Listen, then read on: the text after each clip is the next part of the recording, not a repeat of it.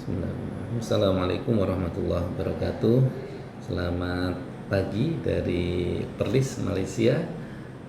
Salam sejahtera bagi kita semuanya, rekan-rekan sekalian. Insya Allah sesuai dengan janji saya. Nah, ini saya membuat video teaching ya untuk recording di pertemuan yang ke-9. Ini jauh dari Malaysia nih. Nah, ini ruang kerja saya. Di sana itu jalan rayanya ya.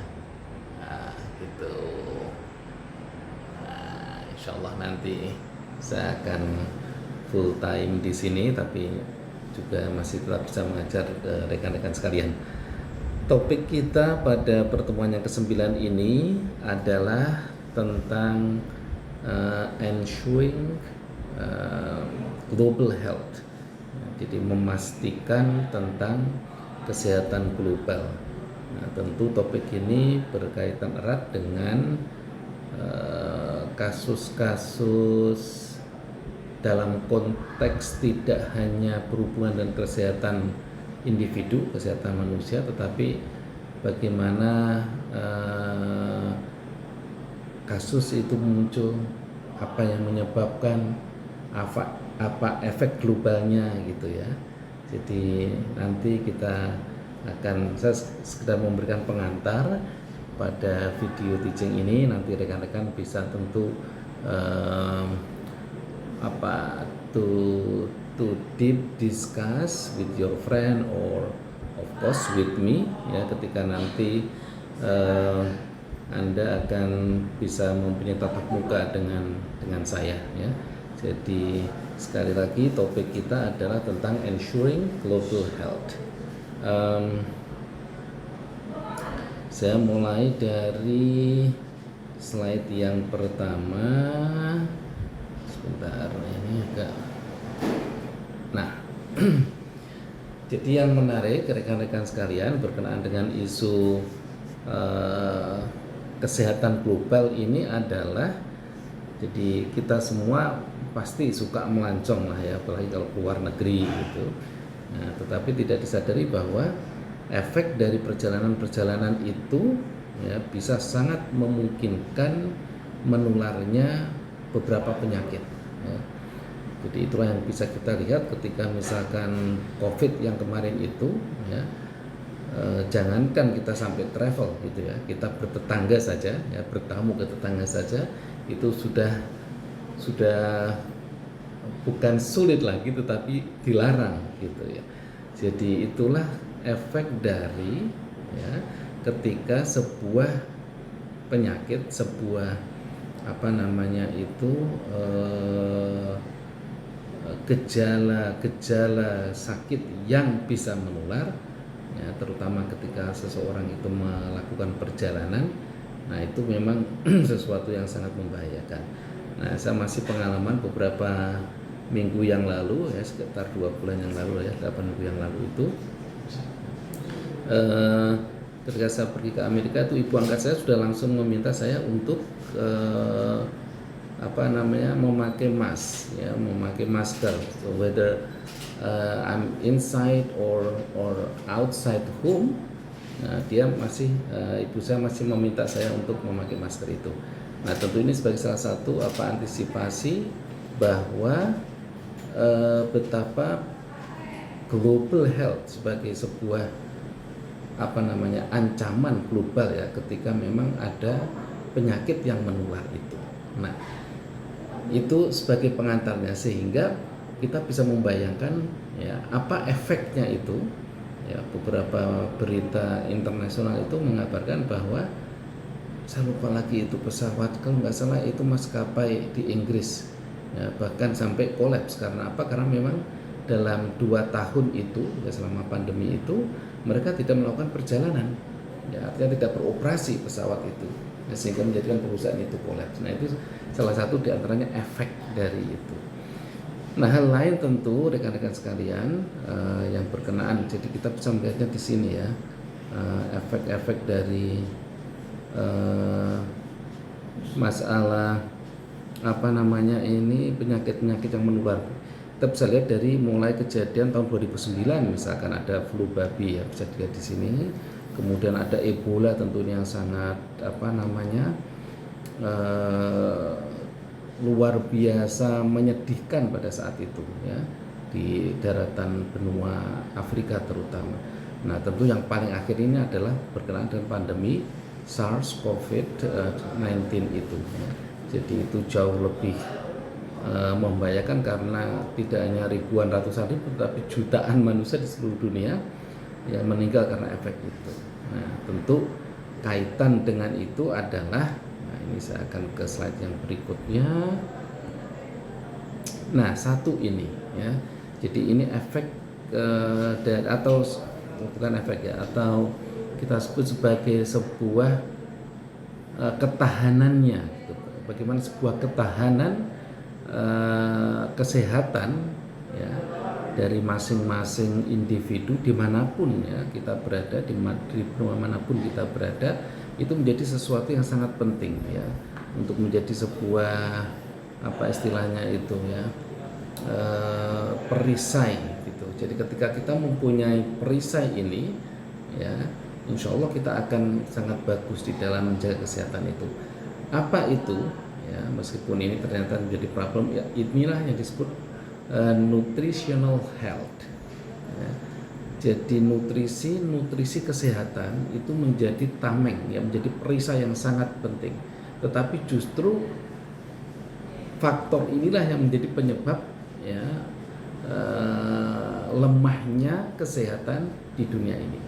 Nah, kita bisa membaca di sini menurut laporan pembangunan ini UNDP ya, in English we can see here ya, jadi ya, kita nggak bisa membayangkan ya sampai 50%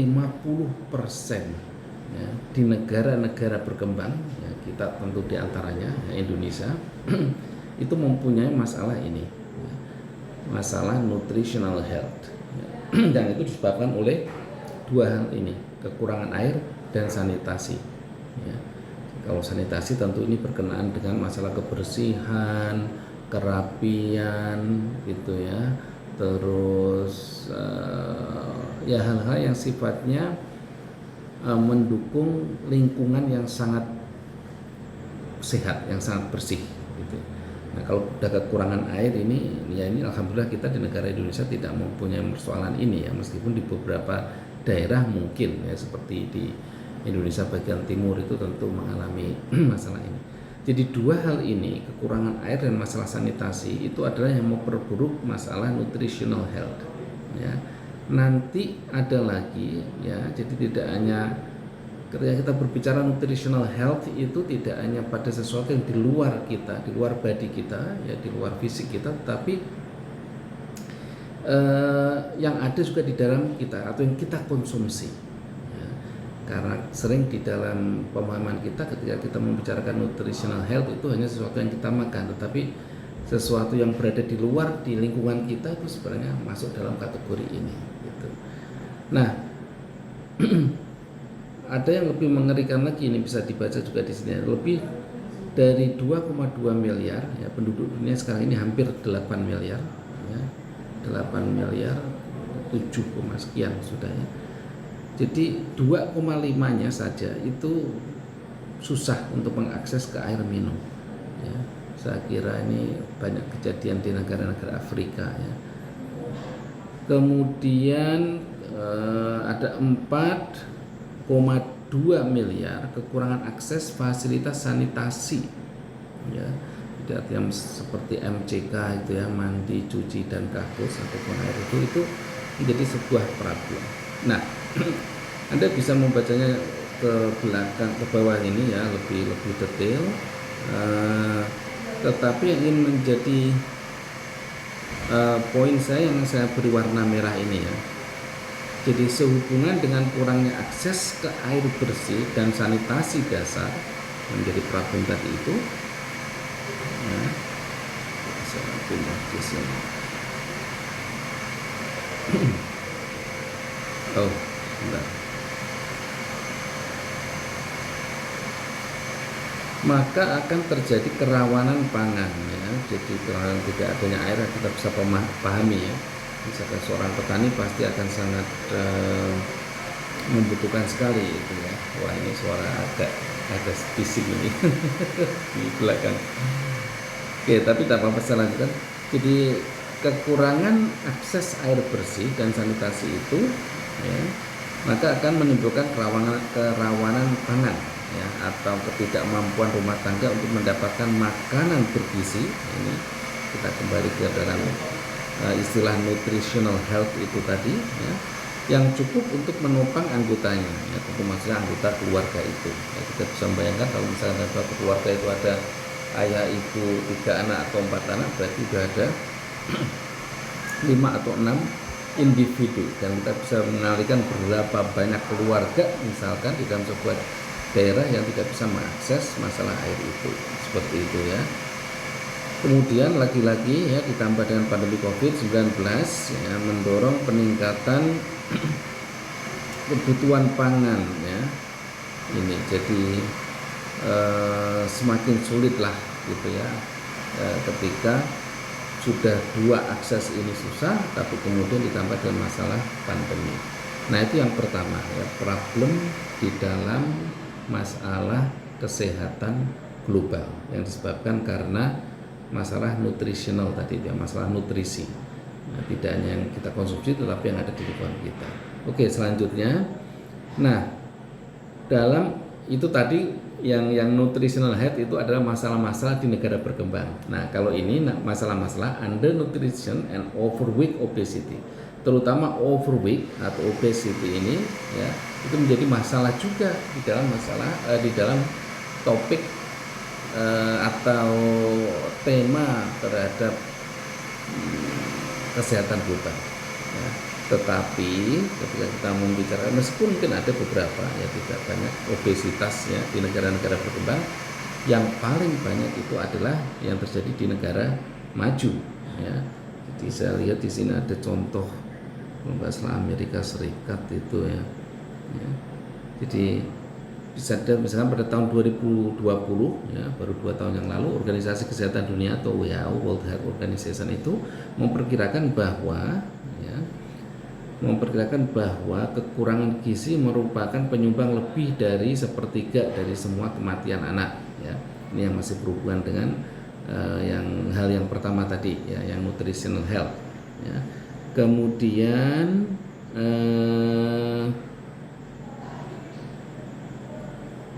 ini masih dari rangkuman dari yang pertama tadi. Saya kira yang masa obesitas itu ada di sini. Nah, di sini.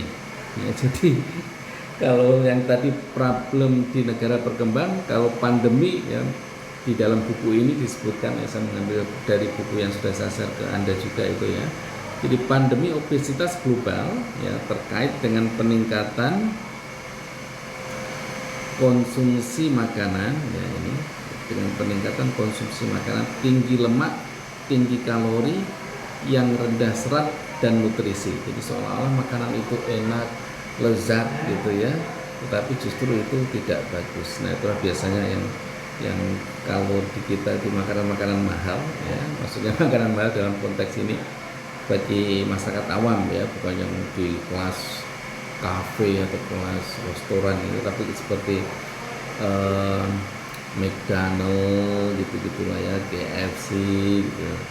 Saya bukan promosi menegasikan bisnis-bisnis itu, tidak, tapi itu juga yang sering disebut kalau di barat sana itu sebagai junk food, karena apa, dia mengandung ini tadi ya. Jadi sumber-sumber makanan itulah yang kemudian menyebabkan adanya atau menimbulkan akibat dari obesitas ini gitu ya. Jadi saya bisa bercerita banyak lah ya tentang paradok kehidupan ya. Sebenarnya paradok seperti parodi gitu ya, tapi ini fakta. Jadi misalkan apa yang di barat itu ya berbeda dengan atau paradok dengan apa yang ada di kita ya, di Indonesia atau beberapa juga negara Asia tetangga gitu ya. Jadi itu sebagai sebuah contoh sajalah ya. Jadi makanan tadi itu ya, McD, KFC, CFC apalagi itu ya, yang makanan-makanan siap cepat siap saji itu. Nah karena ini tadi ya kandungan-kandungan yang kurang, nilai gizi dan proteinnya itu kurang seimbang gitu ya. Mereka mungkin banyak ya, tetapi karena kurang seimbang gitu akhirnya mereka bisa menimbulkan masalah obesitas itu. Oke, jadi ini masalah di negara-negara maju gitu. Oke, hal yang lain ini ada beberapa slide lagi, ada 3 kalau nggak salah. Nah, ini other issues in health ya. Jadi sebentar ini sudah baru 15 menit. Jadi isu-isu lain di dalam masalah kesehatan global ini ya, itu berkenaan dengan, kalau yang tadi itu lebih kepada apa namanya rekan-rekan, lebih kepada ini apa namanya itu situasi di dalam individu ya, jadi seseorang dan lingkungannya gitu ya, baik di negara berkembang maupun di negara maju ya. Kalau ini betul-betul menjadi persoalan publik ya. Jadi isu-isu lain yang di dalam kesehatan itu diantaranya ya adalah masalah reproduksi ya. Ini juga menjadi masalah ya. Jadi kesehatan reproduksi mungkin merupakan bidang perawatan kesehatan yang paling kontroversi di dunia, mencakup banyak topik yang memecah belah seperti kontrasepsi, pil ya, pil pencegahan kehamilan, aborsi ya, apa namanya ini sel itu maksudnya rekayasa sel seperti bayi tabung dan lain-lain itu ya, kekerasan berbasis. Jadi isu tentang reproduksi ya, tentu ini berkaitan erat dengan perempuan ya. Itu yang disebut ini tadi kontroversi itu maksudnya banyak pandangan ya, banyak regulasi, banyak apa namanya lagi itu konvensi adat istiadat gitu, yang antara satu negara dengan negara yang lain itu mempunyai kekhasan yang kadang-kadang kekhasan itu bertentangan dengan undang-undang internasional atau dengan pandangan negara lain gitu. Jadi membicarakan tentang isu reproduksi ya, tentu lagi-lagi saya sebut sebagai sesuatu yang sangat terkait dengan perempuan itu apa namanya ya, menjadi ya boleh dikatakan isu yang sangat seksi gitu ya. Tetapi lagi-lagi itu menjadi hak dari masing-masing negara, bagaimana sebuah negara itu memposisikan dirinya begitulah ya di dalam isu ini gitu. Itu yang pertama. Jadi isu lain ya selain yang tadi kita bicarakan di awal yang berkenaan dengan kesehatan global itu adalah reproduksi. Yang kedua adalah berkenaan dengan maternal health ya, atau apa itu namanya melahirkan ya, ibu-ibu yang melahirkan. Jadi ini sepertinya lebih banyak membahas tentang masalah ibu-ibu ini ya, perempuan kalau kita berbicara tentang masalah kesehatan ya. Dalam konteks ini kesehatan global ya, ini kita membicarakan bukan individu tetapi secara global. Nah, maternal health ya atau kesehatan dalam rangka melahirkan itu juga menjadi persoalan di dunia ini ya, terutama di negara-negara yang berkembang dan berada di benua Afrika itu kematian ibu yang melahirkan itu sangat tinggi ya, kematian bayi yang dilahirkan juga sangat tinggi. Nah, ini terkait sangat dengan proses tentunya ya, tidak ketika hanya melahirkan atau saat melahirkan itu ya, tetapi tentu berkaitan dengan apa yang dikonsumsi saat hamil, bagaimana perilaku hidup, bagaimana perilaku olahraga dan lain-lain gitu ya, sehingga proses itu nanti ya menentukan di akhir yakni ketika melahirkan. Nah, ini memang bagaimana bisa di apa namanya itu di preventif gitu ya. Ada pencegahan, tindakan-tindakan pencegahan untuk bagaimana kasus-kasusnya ibu melahirkan dan bayi yang dilahirkan itu ya, meninggal ya, atau wafat tidak dalam jumlah yang tinggi. Nah ini kita bisa, saya sekali lagi di Afrika Timur misalkan ya, jadi sampai ada apa namanya itu peribahasa atau setiap wanita hamil memiliki satu kaki di kuburan. Itu memang karena begitu rentannya ya. Jadi kalau di kita itu memang hadis ya, Rasulullah memang betapa mulianya perempuan itu ketika melahirkan karena memang taruhan nyawa itu. Tapi dalam konteks yang di Afrika ini bukan hanya karena taruhan nyawanya melahirkan, tetapi karena yang tadi saya katakan ya, proses dalam kehamilan itu tidak terjamin gizinya dan lain-lain, sehingga ketika ibu melahirkan itu ya banyak yang wafat. Oke, itu yang kedua ya. Jadi isu-isu lain dalam kesehatan ya selain reproduksi itu adalah melahirkan, dan yang ketiga itu planning and contraception. Nah ini baru kemudian ya ada pembahas bapak-bapak juga sebenarnya. Jadi isu tentang keluarga berencana dan kontrasepsi. Nah ini juga menjadi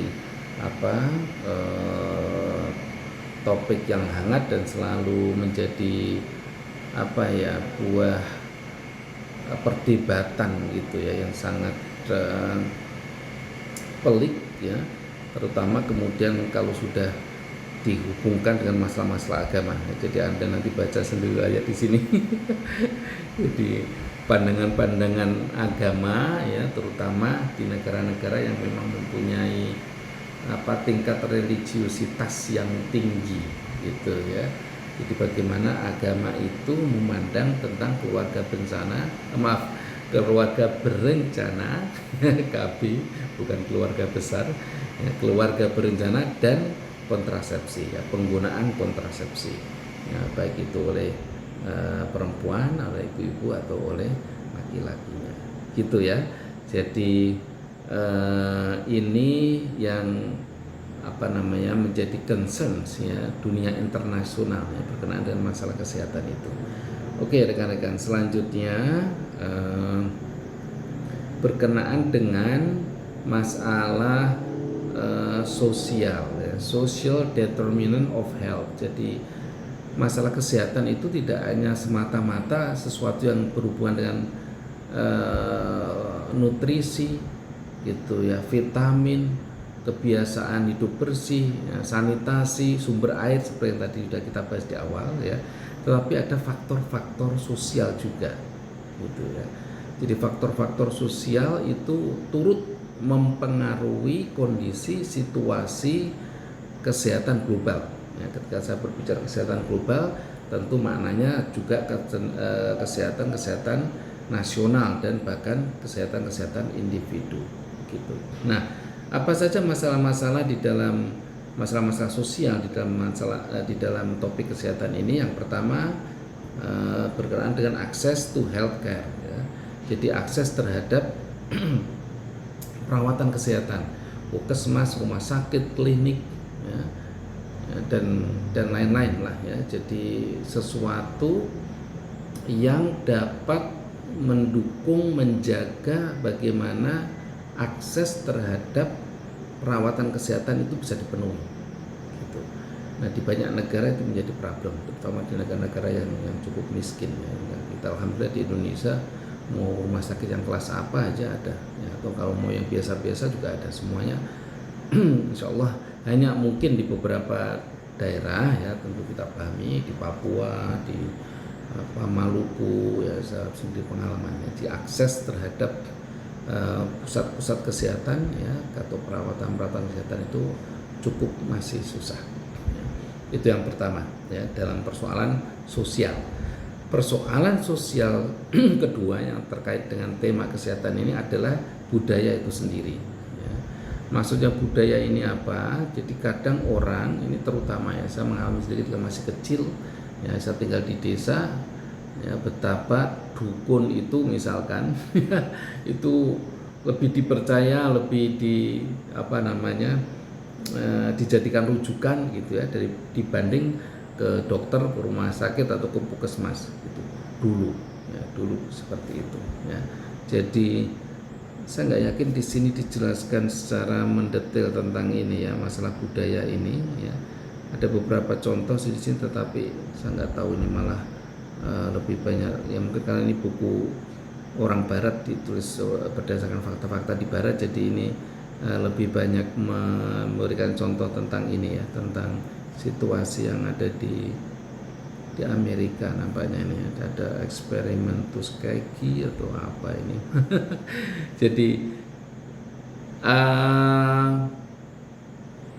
apa ini ya, istilahnya itu kultur ya atau budaya masyarakat terhadap masalah kesehatan ya, itu harus dibangun dengan baik gitu ya, sehingga tingkat kepercayaan mereka terhadap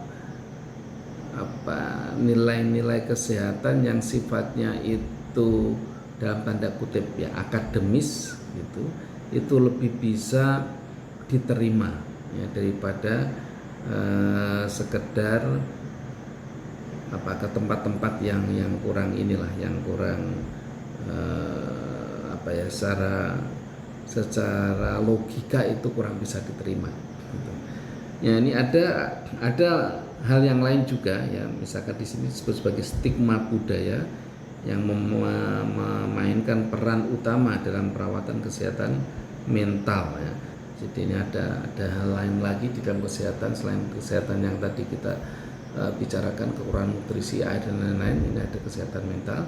Jadi ada sebagian masyarakat yang mempunyai budaya seperti ini ya.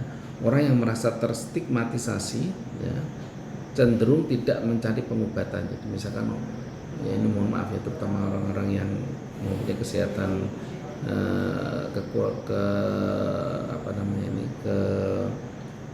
ganggu masalah mental ya, atau orang-orang gila itu. Nah, itu cenderungnya seperti ini ya. Jadi jika mereka terstigmatisasi seperti itu ya, mereka kemudian tidak mencari pengobatan. Kemudian lagi, orang dengan masalah kesehatan mental memiliki peluang sosial yang lebih sulit ya. Jadi ini saya kira tentu ya. Jadi sangat menjadi dilema ya. Jadi ini saya kira lebih banyak mengacu pada kesehatan mental ya. Kemudian yang ketiga, mereka yang memiliki masalah kesehatan mental, lebih cenderung menstigmatisasi diri yang menyebabkan perasaan malu yang mengakibatkan penurunan afikasi diri. Maksudnya afikasi diri itu adalah ya kurang percaya diri, kurang bisa mandiri, jadi merasa dirinya itu ada sesuatu yang kurang tepat gitu ya ketika mereka berhadapan dengan publik gitu. Ya, jadi ini persoalan sosial ya, yang berkenaan dengan masalah kesehatan. Kemudian yang terakhir ada di dalam buku yang sudah saya share itu, yang dikarang oleh Snar itu, ada banyak ini contoh-contoh penyakit-penyakit menular yang pernah terjadi gitu ya. Tapi saya tidak nukilkan di dalam PowerPoint ini karena itu hanya sekedar contoh, dan nanti kita bisa diskusikan ketika kita punya kelas tatap muka ya. Nah, bagian terakhir adalah ya, bagian terakhir dari pembahasan global health ini atau kesehatan global ini adalah berkenaan dengan kualitas perawatan itu ya. Jadi kalaupun toh misalkan akses terhadap kesehatan itu sudah terjamin dengan baik ya, artinya rumah sakit tersedia, klinik tersedia, puskesmas ada misalkan untuk di model di negara kita, atau di negara lain tentu akan berbeda. Maksudnya dalam ini ya, dalam akses terhadap kesehatan ya. Tetapi pada intinya kalau itu berkenaan dengan hospital ya, atau rumah sakit, semuanya sama di negara manapun mereka menggunakan atau memiliki hospital gitu. Nah, inilah baru dibicarakan kualitinya ya. Jadi seberapa kita kan sering mendengar ya, kalau kita misalkan orang-orang Indonesia itu berobat lebih baik berobat ke Penang misalkan di Malaysia ya, seperti itu, atau kalau di barat di Amerika sana ya ke John Hopkins Hospital. Nah seperti itu adalah persepsi ya, bagaimana masalah quality of care ini ya, sometimes becomes an important factor ya, for everyone who really concerned on their health gitu ya, terhadap kesehatan mereka. Nah tentu ini juga akan menjadi prioritas nasional ya, dan tentu juga menjadi concern terhadap kesehatan global. Artinya ketika sebuah negara ya di tingkat nasional mereka mempunyai fasilitas-fasilitas dan kualitas pusat kesehatan yang bagus ya, maka tentu masyarakatnya ya, penduduknya ya, mendapatkan jaminan untuk mendapatkan pelayanan dan perawatan kesehatan yang bagus. Nah kalau semua negara atau banyak negara mempunyai karakteristik yang semacam itu, maka tentu secara global kesehatan itu akan menjadi bagus. Saya kira begitu rekan-rekan sekalian pertemuan kita pada yang pertemuan ke-9 ini ya, berkaitan dengan masalah global health. Pertemuan berikutnya masih sepertinya berkenaan dengan masalah global health ini, tetapi lebih kepada masalah-masalah pertanian ya, plantation gitu ya, agraria yang seperti itu ya, yang tentu akan sangat mempengaruhi ya bagaimana situasi kesehatan global itu. Saya kira demikian, mohon maaf atas kekurangan, jadi silakan ditonton berkali-kali saja. Kalau kurang paham dicatat mana yang kurang paham. Nah ketika nanti kita mempunyai kelas tatap muka ya, kita bisa diskusikan. Demikian saya akhiri. Assalamualaikum warahmatullahi wabarakatuh. Bye bye.